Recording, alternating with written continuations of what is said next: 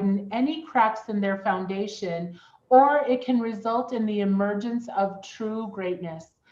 As a leader, having the right mindset, structure, and strategies to enhance communication and build team cohesion will help you ensure the latter is true for you and for your team. Today, we have three outstanding speakers that will be sharing their point of view with us on how they have approached this new dynamic and how it's working in their different businesses. Let me give you a little run through about the session, and then it will be my pleasure to introduce them. Elvira Soto is our project coordinator. I am Terry Reed, the director of the MBDA Business Center operated by the Hispanic Chamber, and your moderator for today's session. Just a little bit on the Hispanic Chamber. We're celebrating our 30-year anniversary this year working with local businesses. Thank you, El Paso, for making us who we are today.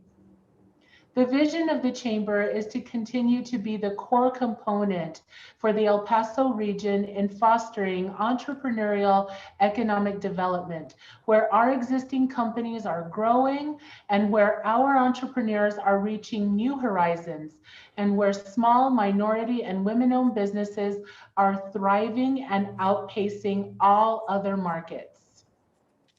Some of the benefits of the Hispanic Chamber include networking. Of course, we're a chamber, so we're going to show you how to do business with each other. Business development is an added and unique feature to our chamber, where we have on-site business development specialists that will help connect you with financing and procurement. And also, we are an advocate for you, for your small, minority, woman, or veteran-owned business. It is our honor to be an advocate and to speak on your behalf. Our entrepreneurial technical assistants are the departments that will help to guide you in your business growth. And we have three grant-funded centers: the Women's Business Border Center, which is a partnership between the Hispanic Chamber and the U.S. Small Business Administration, and the arm of our chamber that works with primarily startup businesses.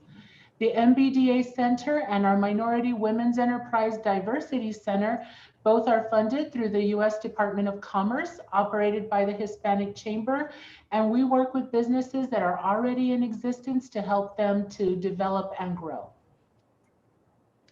So now it's my pleasure to introduce you to our speakers today. Please be sure to send your questions through the chat, or if you're joining us from Facebook, please ask your questions directly through our Q&A feature. So our first speaker with us today is Yolanda Diaz. She is the founder and president of Mirador Enterprises. She's born and raised here in El Paso and is a 1992 graduate of the University of Texas at El Paso, where she received a Bachelor's of Business Administration degree in accounting. Yoli has over 25 years of executive management experience in the corporate and federal sectors. And her son, Christian, will graduate from UTEP in December with his MBA. Yolanda currently serves on several boards, including the El Paso 8A and Government Contractors Association, the YWCA, and the United Way. She is a member of our El Paso Hispanic Chamber, the Association of the United States Army, the National Women in Construction, the Professional Aerospace Contractor Association of New Mexico, and the Southwest Minority Supplier Development Council.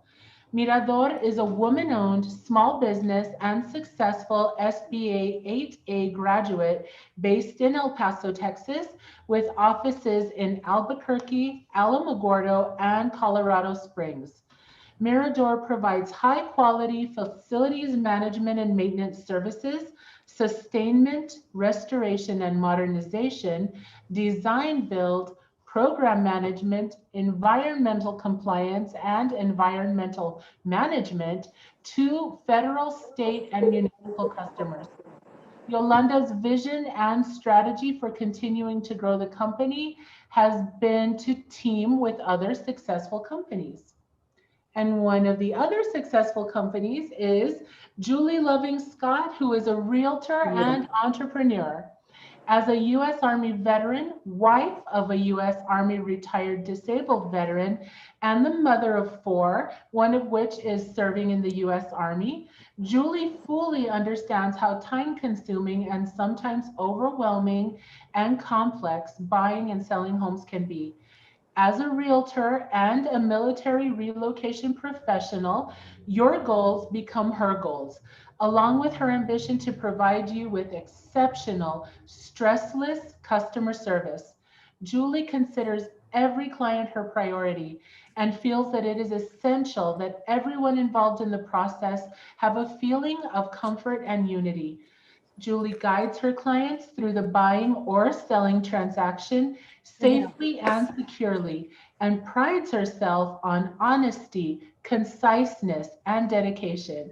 She is waiting to hear your dreams, needs, and desires and convert them into reality. Mhm. And then, rounding off our panel of experts, Ana Espinoza is president of Access Communications Group. She is responsible for the day to day operations of her business and facilitates the alignment of leadership and technology teams with multiple program goals, objectives, and metrics.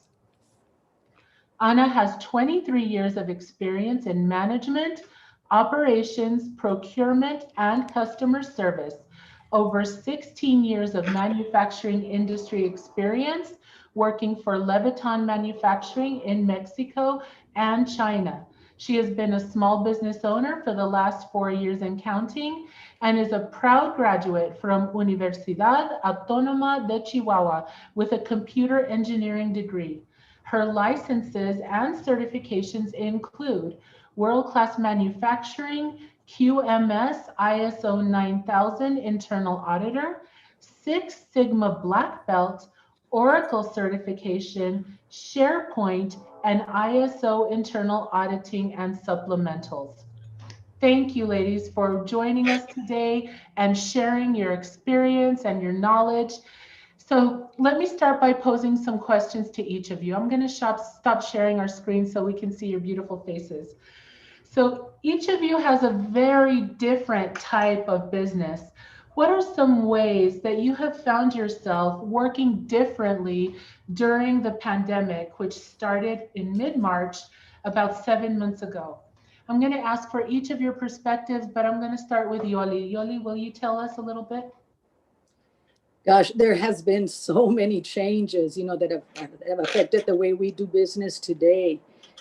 Some of us, not me, are still working remotely. We've had to provide everybody laptops or computers, internet, all the access they need to be able to continue to provide support to our customers. Our offices have been restructured. We have to make sure that we're allowing everybody the proper social distancing. Everybody's working at least 6 feet apart. We have, masks for everybody, the dispensers to clean your hands, all the CDC guidelines, we follow very, very closely. For those employees who have pre-existing conditions, we allow them to work from home permanently. When we encourage them, because we don't want anybody to take, any risk. We even have employees who have small children that are going to school, and the first few months that the schools were closed, we've allowed them to bring their children to work. We only have 2 employees, but we've created an area. Everybody here pretty much has their own office, so we're used to it. We're used to seeing the kids around, and everybody's enjoying it. But we are ready for them to go back to school. We're doing a lot more conference calls, than before. Where before we used to do more face-to-face meetings with our customers, going to conferences. It's all webinars now, and more conference calling, texting. I'm even getting to where, sometimes for sending quick messages, we use text a lot, but email is still our strongest communication method. That is how we communicate among our team. We try to copy everybody so that everybody's aware of, all the big events that are happening in our big project, especially the key staff. Sure. And, video conferencing, we do that every single day. And, those are some of the changes that we're seeing Thank you, since Yoli. the pandemic. Absolutely. Thank you. Ana, you have a totally different kind of business than Yoli. Why don't you tell us what you have been doing? How have you found yourself working differently?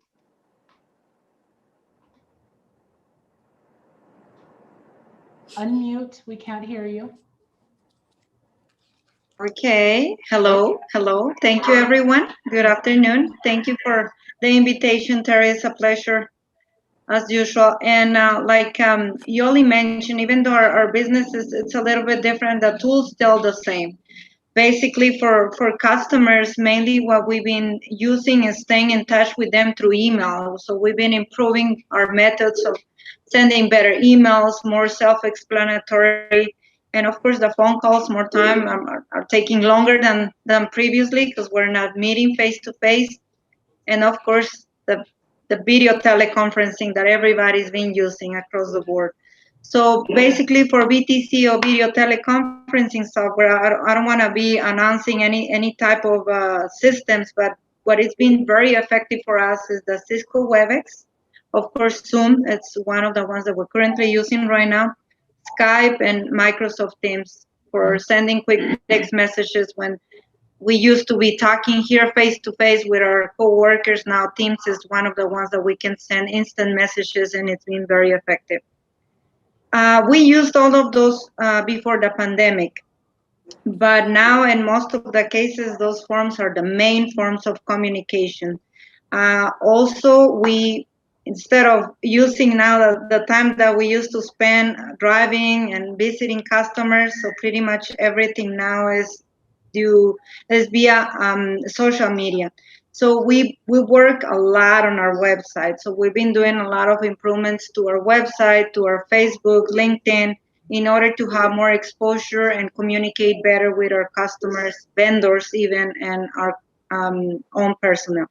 And due to all those reasons, we've been spending a lot of time improving our capability statements, because it's now we don't have the opportunity to go and see them in person and tell them all the wonderful things that we've been doing. So we have probably just 1 minute to show them with pictures and with better explanation what our company is doing and the improvements that we've been getting. So in this aspect, those are the areas that we've been emphasizing in order to improve our communication. Thank you for that. Now, Julie, loving Scott up in the top corner, you are in a very different type of industry, very person-to-person type of industry. Tell us what you've been doing differently.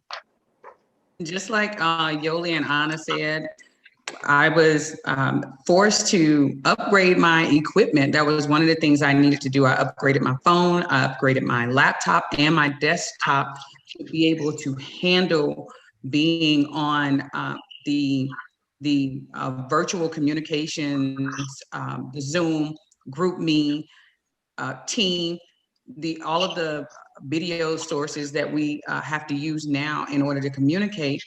And just like they've said before, we have to talk more online.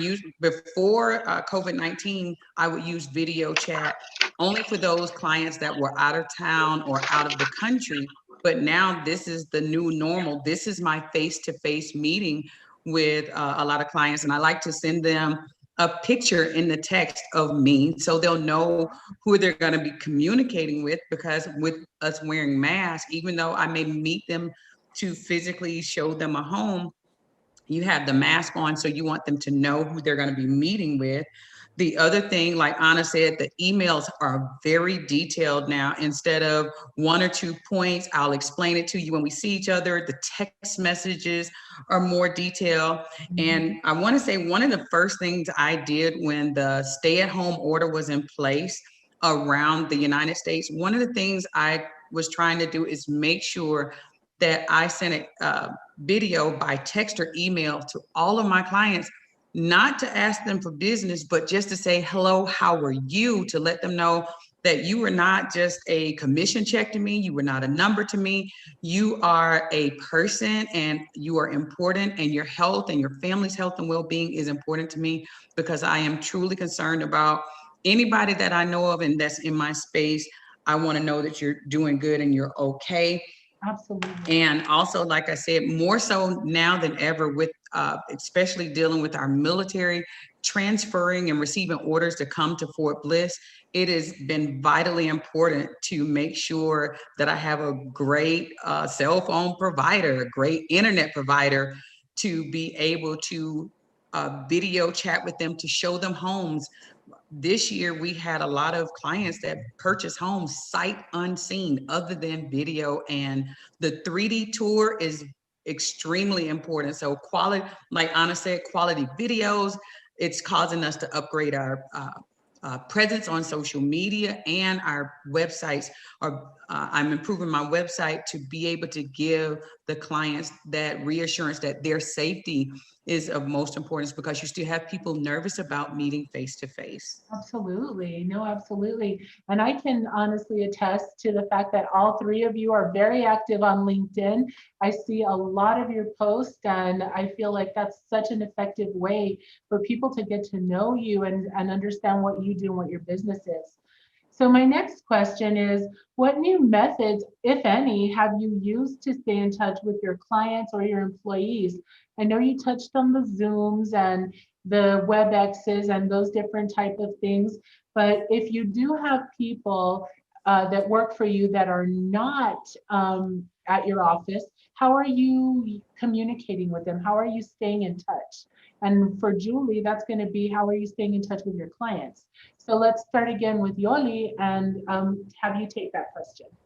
And this is for with our employees. Well, we communicate by phone daily. We have weekly operations meetings.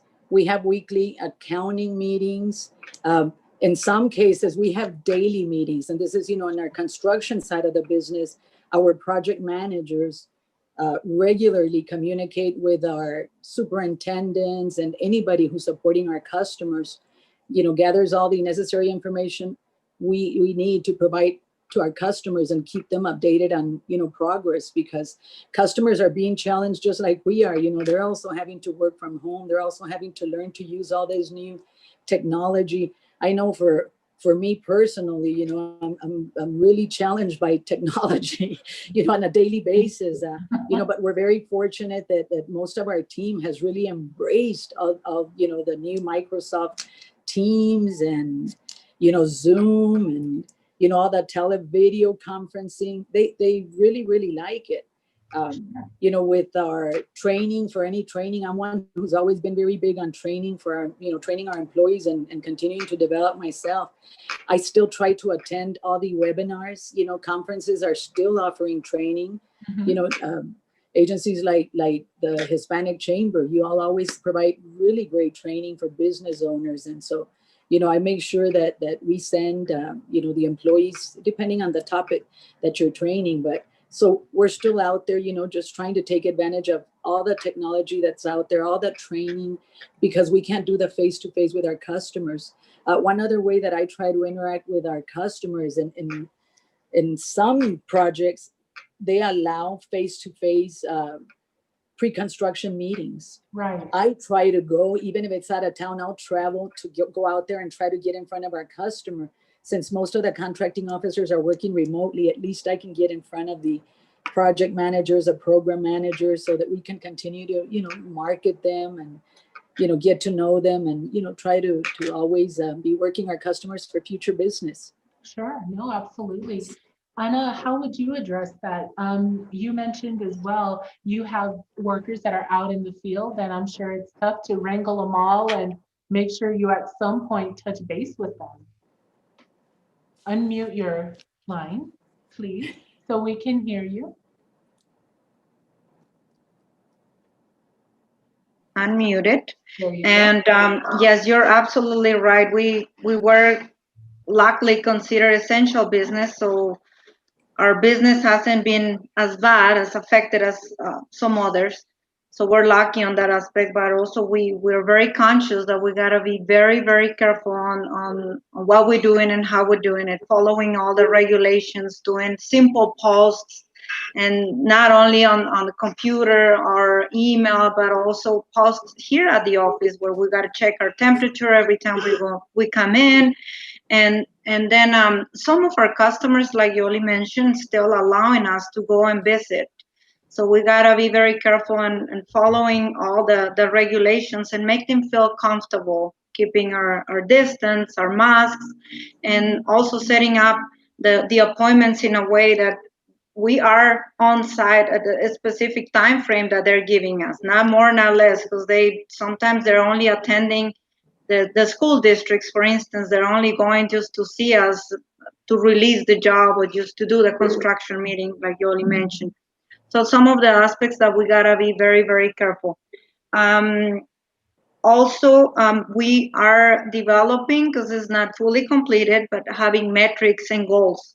So now our goals and our metrics also include the way we communicate and the way we have the time frames on how do we do the clock in, the clock out, how do we record all the advance and the progress that we have on a daily activities. So that's been new to us and it's been working pretty good. Lastly, we also been developing a lot of, and this has been helping us a lot as a company, because we've been developing a lot of processes. Now that we're not here to run and talk to each other on how we're going to do the next activity, we have to develop some kind of cheat sheets or work instructions where we show them step by step what they need to do. So if the next day of the next week they got to follow the same process and they forgot already, and then the coworker is not sitting next to them, they can just go through the server and grab any of those documents that are simple and to the point. Click this button, go here, go there, and then you'll be able to do the connection. And still, sometimes we still have issues like the one I was having this morning in another meeting with you ladies. So that's basically the way we've been improving and communicating, still communicating with those customers and vendors. We have a lot of communication with our vendors, and basically phone system and way better understanding on how we want the things, where do we want them to be delivered, what time. So it's a lot of details, but Absolutely. that's what we're doing. Thank you. Absolutely. I'm gonna Okay, I'm going to ask the same question to Julie, but before I do that, we did get a comment from one of the attendees saying, I recently went through the process of purchasing a home at the beginning of the pandemic and actually liked how only one family per hour were allowed to actually go view the home. So putting that into perspective, tell us about you, Julie, and your business. Okay, so you asked us about how we were staying in touch, and like I previously said, upgraded the phone, upgraded the computer systems, and also we started adding apps that were able to work both with Android, Mac, and iPhone products, because you couldn't just have some things. So additional apps, like for instance, I had to do Duo and WhatsApp to be able to communicate with clients that had iPhones, because I have Android and HP products. And like this person, Raina, was saying that we had to become more mindful of the traffic, because there's so much that's unknown about this virus. We have to do everything that we can as realtors. So one of the things I actually have my go-to goodie package in my vehicle. It has gloves, it has masks. So if I ask them, do you have gloves? If you have masks, because some sellers and buyers, they want to have on gloves, and sometimes you forget those things. So I have gloves in different sizes, and thank you, Hispanic Chamber, for giving me additional gloves and liquid hand sanitizer. But I keep those things with me. And also, our broker was kind enough to digitalize our seller and buyer presentation packages, what we would normally sit knee to knee with the client with and go through one page at a time. We're able to email this to them and discuss it. And like everyone is saying, when we're using these digital meeting platforms, we're able to share it on our screen because our IT team is trying to make sure we make it as easy as possible and as little contact as possible. Absolutely. I loved what you said earlier too about calling your people personally and reaching out to them and finding out how your customers and your clients are doing. I know it can be difficult here with the chamber. We have almost 1,400 members or a little over, but we have a big staff, right? So all of our staff did try calling everybody. We emailed, trying to keep everybody in the loop and really finding out how they're doing. It's very important. I think it makes such a big difference. Let me go on to our next question really quickly and ask, what has been the biggest challenge, Yoli, in keeping your team working effectively? And how did you overcome that challenge? What has been one of your biggest challenges and how did you overcome that? You know, for Mirador and for our employees, losing someone to COVID was the biggest challenge that we've experienced. We lost one of our safety managers, actually our senior safety manager, Eddie Gonzalez, great employee.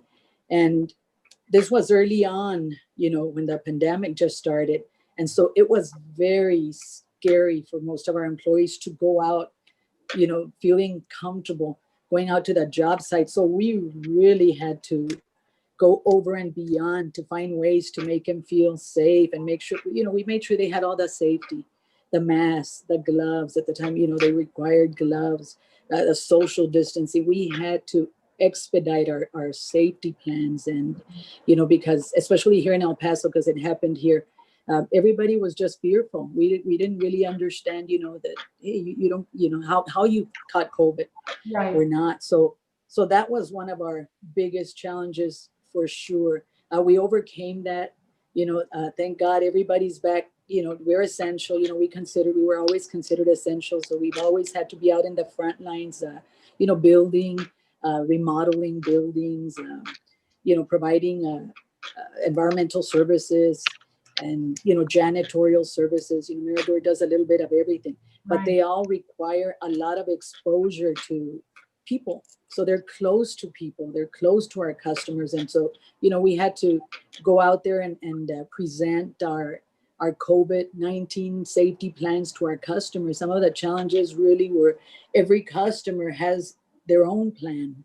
So we had to customize the CDC plan, including extra measures that, you know, we implemented and combined it with the customer. And, you know, we have many customers, so we have about 25 different plans, you know, Sure. that we've had to create. And so that was a challenge, okay, that we would propose a plan to, you know, a new customer and, you know, they'd come back and say, no, you need to use mine. And also depending on the state, you know, the rules are a little different in El Paso versus New Mexico versus Colorado.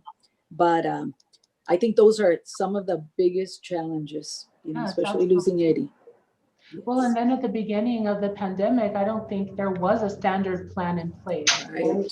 Everybody had to very quickly react, create plans, do the Yes. very best that we could with the information that was available to us out there, right?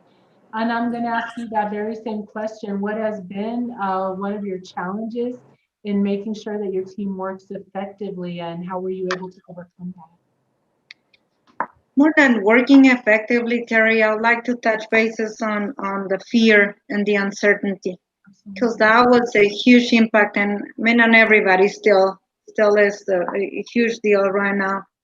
We have employees who are very careful and conscious about it, and you still see some of us not being careful enough and taking all the precautions, because we run and we want to just do the same routine that we were doing before. So we gotta keep reminding everybody, please be careful, please remember. So that's probably one of the challenges that is on the human side. Now on the goals oriented, on the work proficiency and efficiency, I would say the distractions that sometimes we all have working from home is difficult. So it is, and it's something that from time to time needs to be addressed. And like I said, some of the softwares that we've been using have given us the ability to keep track of the times, who's in, who's out, and of course the video. So that's something that we've been using from time to time. We have our core value meetings with everybody, where even though, I mean, there's no way we can keep track of what everybody's doing through the video, because we have already something else to do on our own, just being watching at what somebody else has been doing. So that's probably one of the challenges on the work side, that it's been difficult. But the way we've been addressing is just to touching bases over and over in our core values that include to be loyalty, to be responsible, to be safe, the quality of work. So that's basically what we've been doing. Thank you, Ana. And then Julie, because your industry is so people oriented, what have been some of your challenges apart from, pivoting and having to utilize technology? Well, how would you respond to that?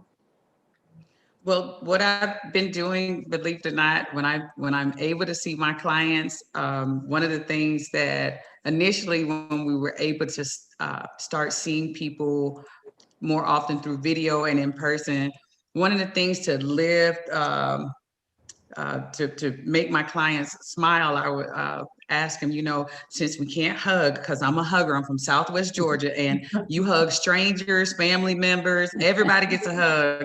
So I started adapting the air hug and the, Wakanda for life gesture, and but email, text, and updates. One thing, because when the pandemic started, a lot of people don't know this, but here in El Paso, from my understanding, this is the first time in a long, long time that there has been a resale housing shortage.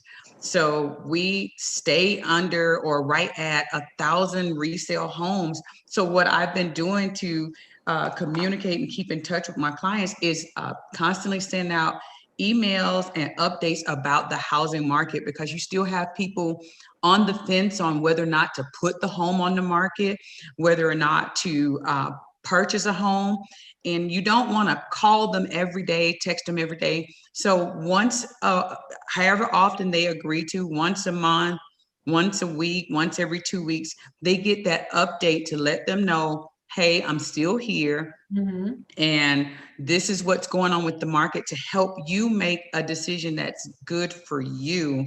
And even just being more available. I usually like to turn my phone off prior to 8 o'clock, but sometimes I'm not able to do that, and I'm okay with that, especially for my clients that are out of town and out of the country. They may need to talk to me at 11 o'clock at night because they just woke up in the morning. And so I've been making myself more available to communicate with them at their convenience. I have to keep in mind, like Ana and Yoli have already said, I homeschooled my children intentionally for 3 years. A lot of these parents are being thrust into this new method of schooling their children, and I have to be flexible with my availability, because they can't talk to me during normal business hours like they would. They can't enter my email at normal business hours like we did pre-pandemic. So, or like one of my friends said, BC before COVID.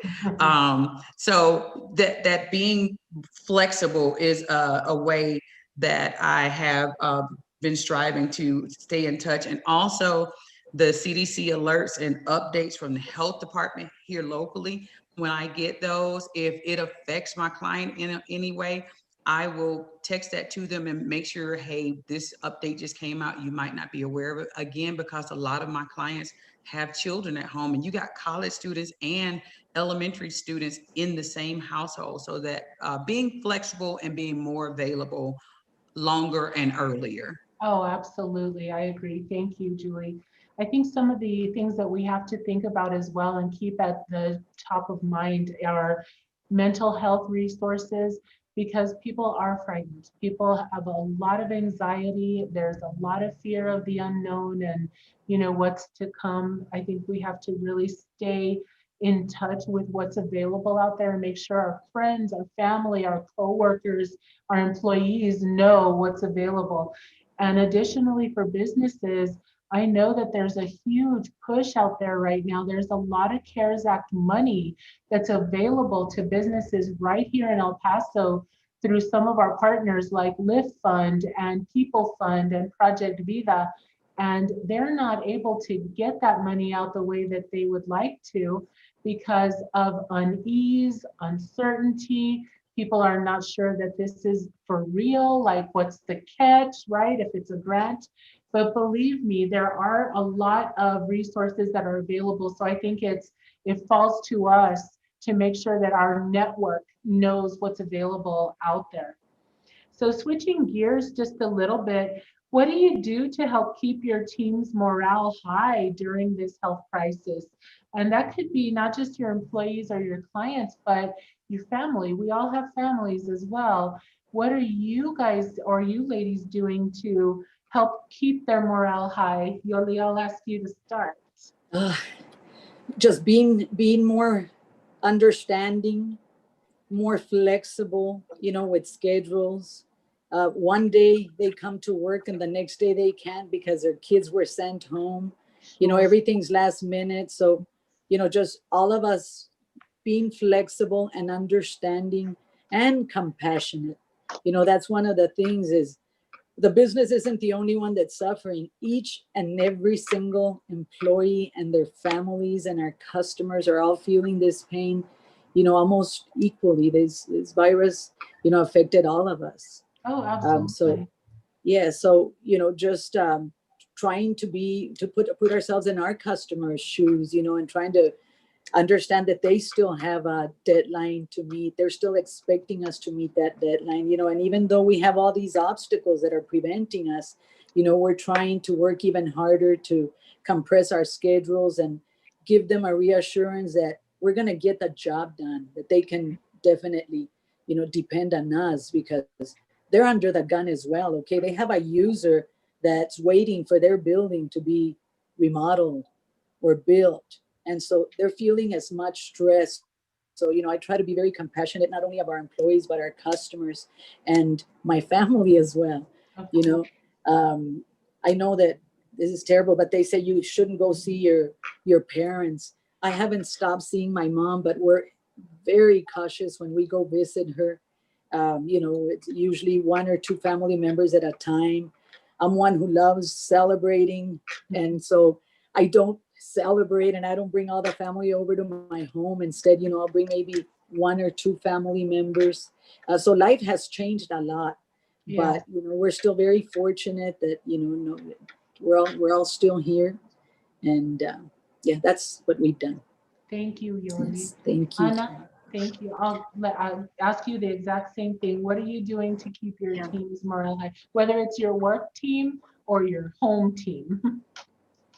Yeah, well, I do believe I'm still pondering. I've been going through those questions, and for some reason, I do believe everybody in general is more patient, more compassionate, and our team, believe it or not, I think is closer than ever before, which is something great. So patience between not only ourselves as co-workers, but also being more patient with our customers when they're changing the orders, when they're changing the time frames and the needs.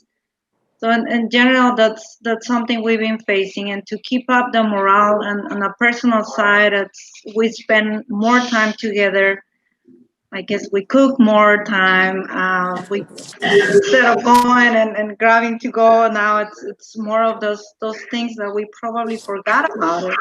And now we're going back to the essentials, to the basics. It's the same here. We still continue to celebrate. It's just that the celebration is different, but we still continue to send those notes. We have one team member who got the COVID, and everybody was pretty much on top of it, asking how was he doing, being conscious about his family, sending notes, and little presence of at least just to let them know that we're here for them and that we care.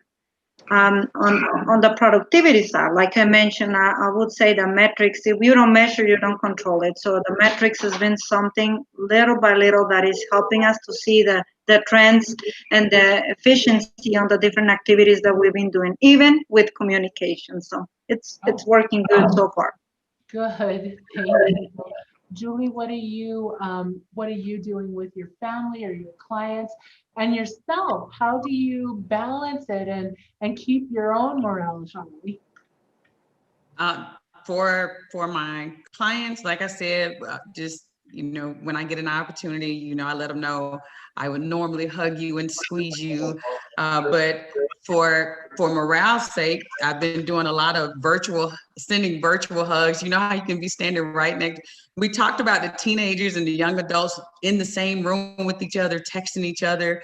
And so I found that, you know, that lightens the atmosphere when you are with the client and you send them a virtual hug or you send them a virtual high five. Even industry providers, for instance, if me and one of the contractors, we worked something out, we did Operation Figure It Out to be able to do something safely and in a way where the client would feel safe and comfortable, allowing them to repair something, you know, send that virtual high five. And then of course with my family, I have 4 sons right now.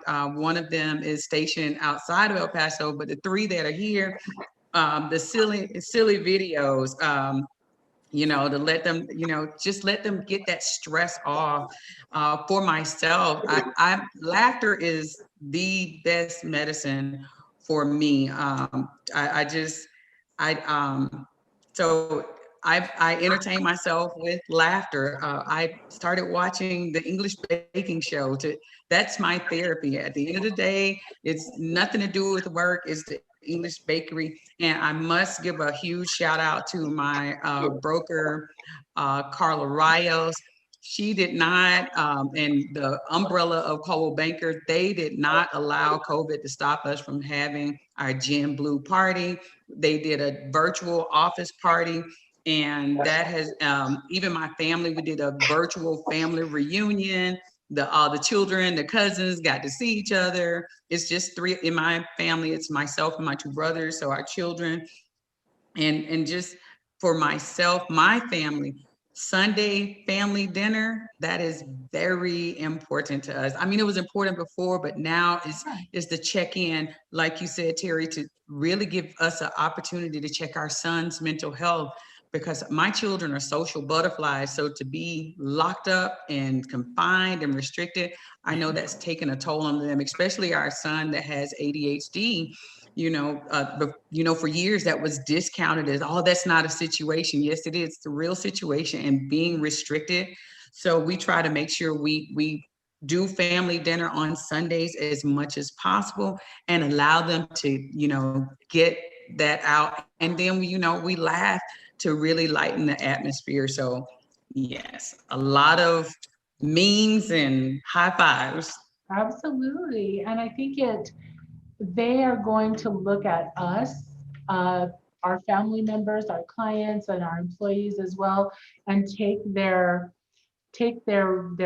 response from us. And if we are afraid or we act afraid and we don't bring them that little bit of faith and hope, I think they could get very down very quickly. I've seen it, and I think it's such an important job that we do when we're mentoring people that we work with and our families as well. Things are so different. I see that we do have some questions coming in from our Q&A, so from our either attendees or our Facebook audience. But before we go to those questions, I just wanted to let each one of you share some of your closing thoughts with us about our topic. And, you know, how do you believe that perhaps the workplace of tomorrow will look? How do you believe that we are going to be post-COVID?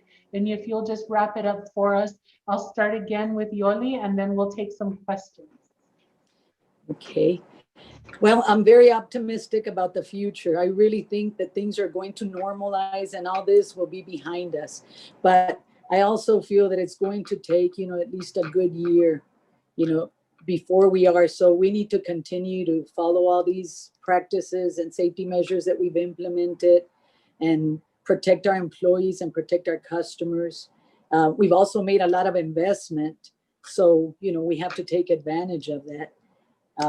I don't know when we're going to have a cure for this, but I pray every day that, it will be soon so that we can go out and about and employees, can start doing their jobs, not struggling so much, that we can all go back to normal, conversing like we did, celebrating like we did, going back to celebrating birthday parties here at work. We don't do any of that anymore. Yeah.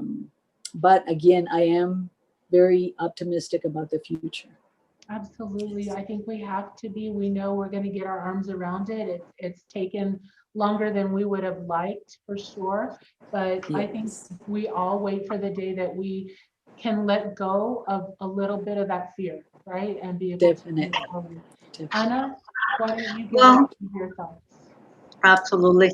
I think that definitely the use of technology to communicate will be more prolific than ever before. I mean, we've been seeing this trend every day, but I guess we're going to go into more and more different ways of communicating via technology.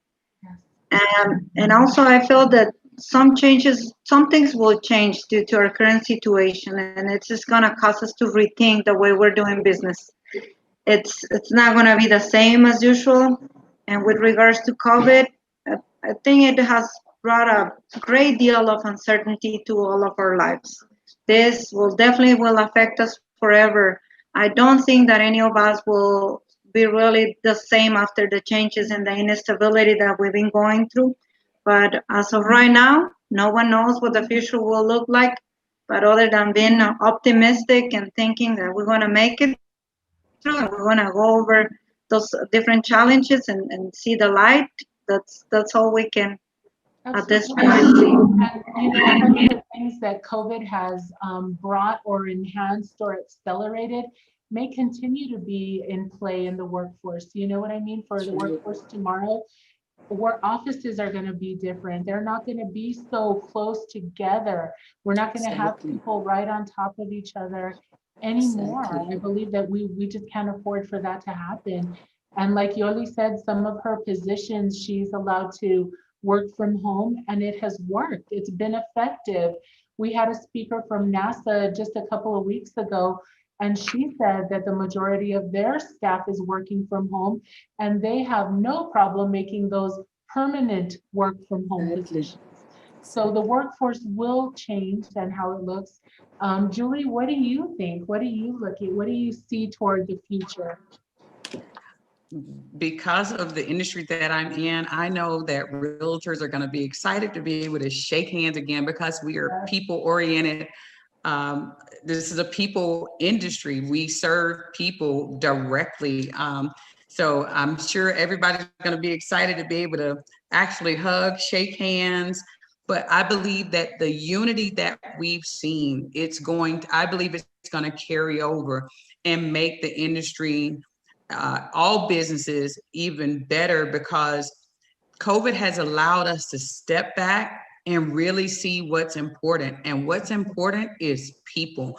What's important is relationship. No longer is a person just a customer. No longer is a person just a number or a check. But that relationship, that human relationship, I believe that's going to continue to be very important. I believe that we're going to be able to continue to work together, like build on this work together platform to make it, makes transactions smoother for all parties involved, especially the clients and the customers. And like Anna said, we're going to see technology, what we thought was going to happen in 20 years, in 10 years, we're going to start seeing it happen in 1, 2, and 3 years because of the need.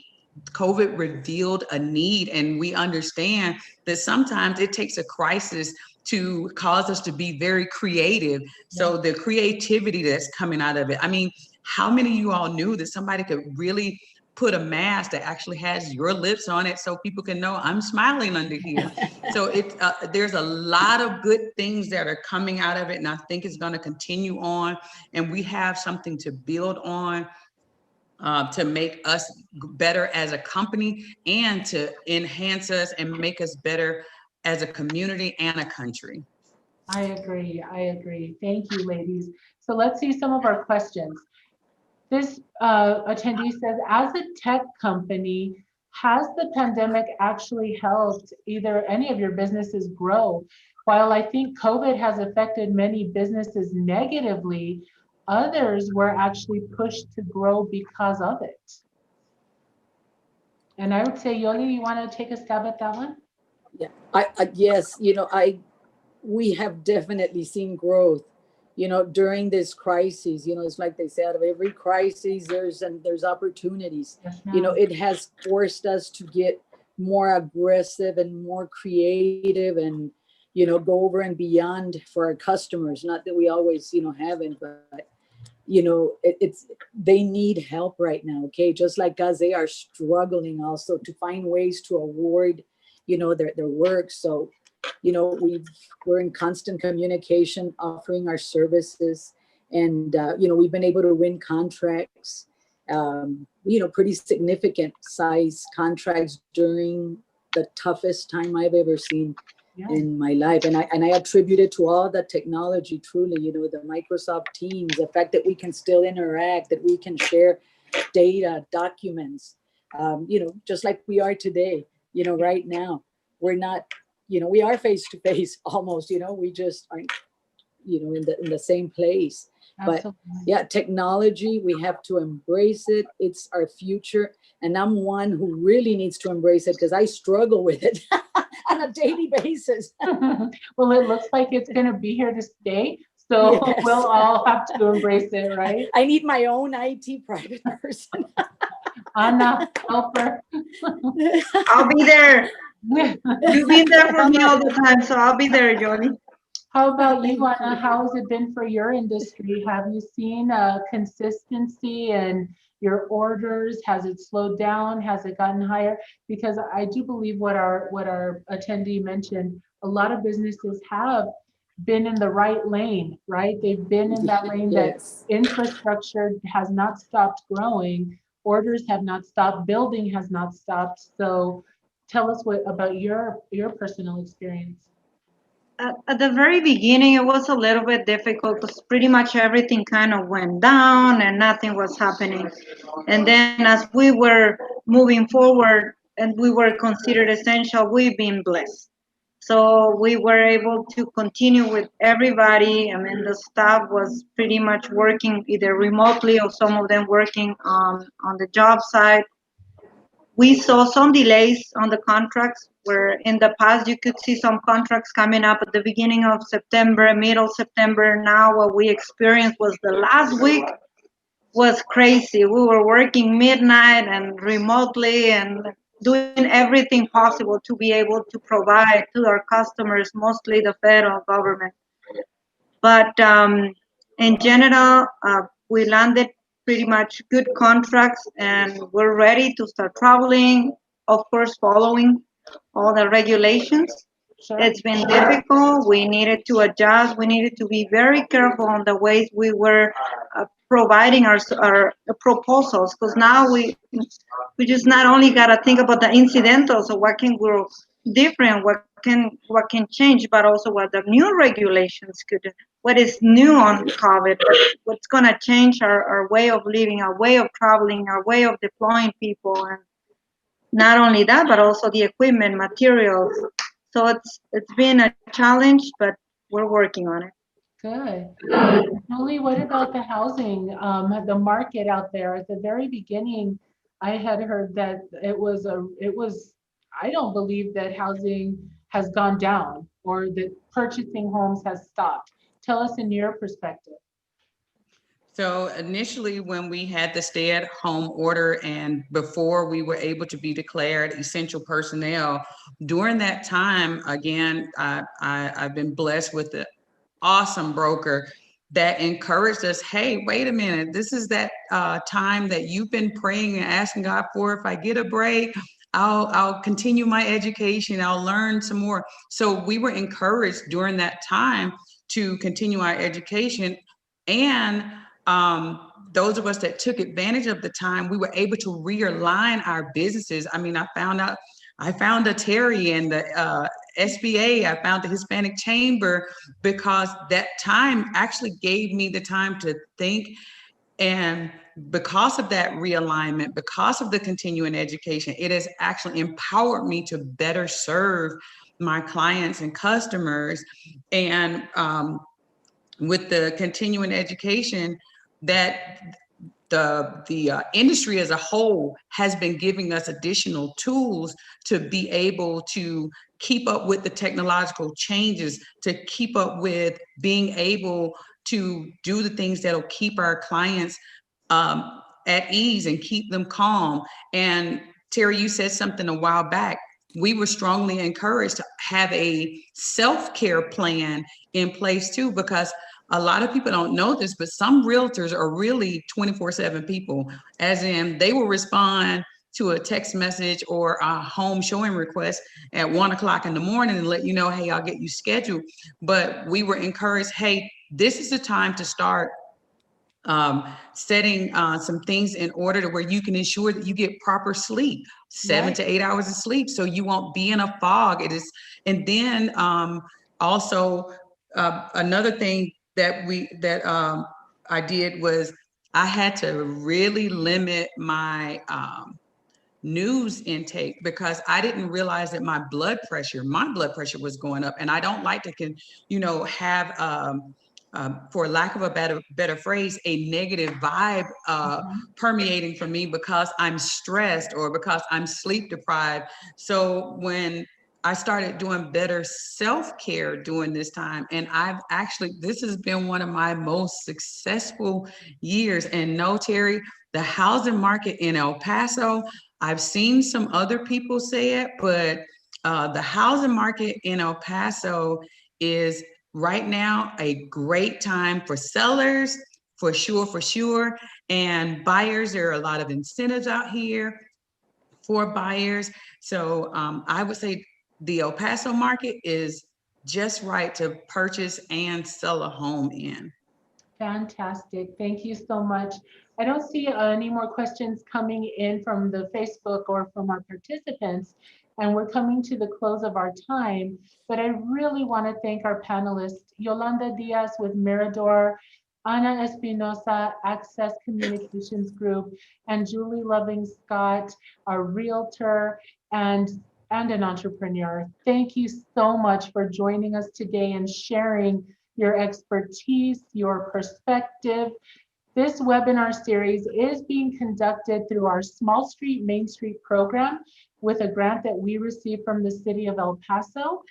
If your business has been negatively affected by COVID, like so many others, please don't hesitate to call the chamber at 566-4066 to find out what kind of resources are available to you. Believe me, our city, our cup overfloweth with resources that are available to you personally, to your employees, and to your businesses.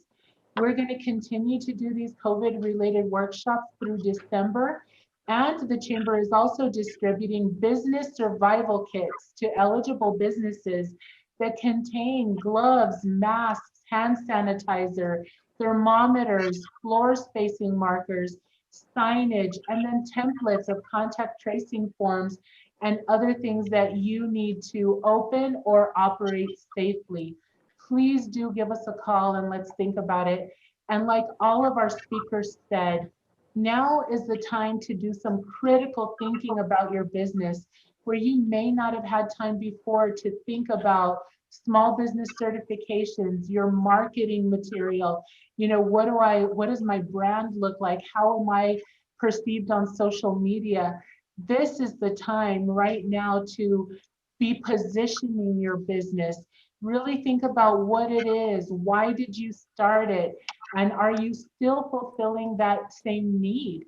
Challenge yourself a little bit to make sure that that need is still there. And really, truth be told, we should have been asking ourselves that question a long time ago. And like Julie Loving Scott mentioned earlier, it is about relationships as well. Call, make sure that you have a banker, that you are in touch with your CPA or your accountant, and definitely stay in touch with your chamber. We are a wealth of information and resources. We've pulled it all together for you to help you sort it out. So definitely call us. Let's make sure we're in that lane so that these opportunities, when they open up and become available to us, that we're right there ready. And with that, I'll thank everybody once again. Have a wonderful rest of your day. Thank you for being with us and sharing all your knowledge. And to our audience, thank you for being with us as well. Have a great afternoon, everybody. Thank you. you. Thank you,